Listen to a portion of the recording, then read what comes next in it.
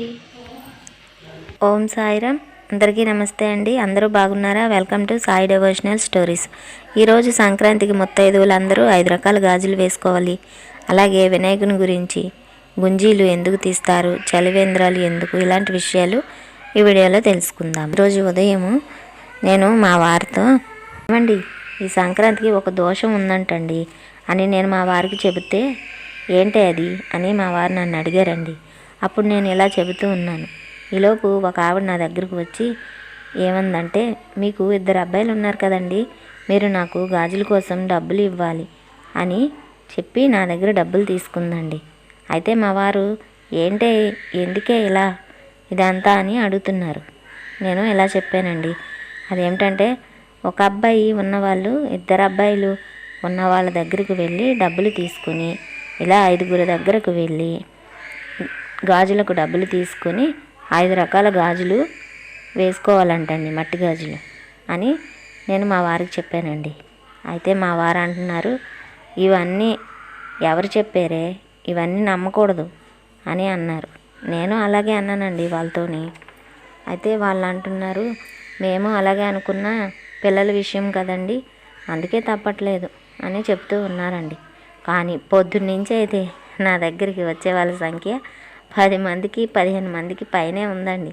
మీ దగ్గరికి కూడా వచ్చారా అండి? లేదంటే మీరైనా ఎవరైనా ఇళ్ళకి వెళ్ళారా అండి ఇలాగా? అయితే మీరు వెళ్ళిన, మీ దగ్గరకు వచ్చిన, ఇలాంటి వార్త మీ వరకు వచ్చినా కామెంట్ చేయండి. ఒకప్పుడు బ్రహ్మదేవుడు గణపతికి గుంజీలు తీసి నమస్కరించారు. ఆ తర్వాత గణపతి ఈ విధంగా చెబుతున్నాడు, ఎవరైతే నా భక్తులు నా అనుగ్రహాన్ని కోరుకుంటారో వారు 2 చెవులు చేతులతో కిందకి లాగి వారి శిరస్సు భాగాన్ని కిందకు వంచి గుంజీలు తీసి నాకు ఈ విధంగా నమస్కరిస్తారో నేను వారి నమస్కారానికి చాలా ప్రీతుడునై వారు కోరిన కోరికలన్నీ నెరవేరుస్తాను.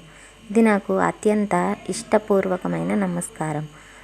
అందుకే మనం చాలా చోట్ల చూస్తూ ఉంటాం కదా, గణపతి ఆలయాల్లో చాలామంది ఇలా గుంజీలు తీసి నమస్కారం చేస్తారు. ఇది స్వయంగా గణపతియే చెప్పిన సందేశం.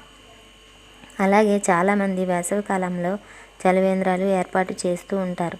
దాని వెనుక కూడా ఒక గొప్ప ఆంతర్యం ఉంది. అదేమిటంటే, వైశాఖ మాసం అనేది చాలా పుణ్యమైన మాసం.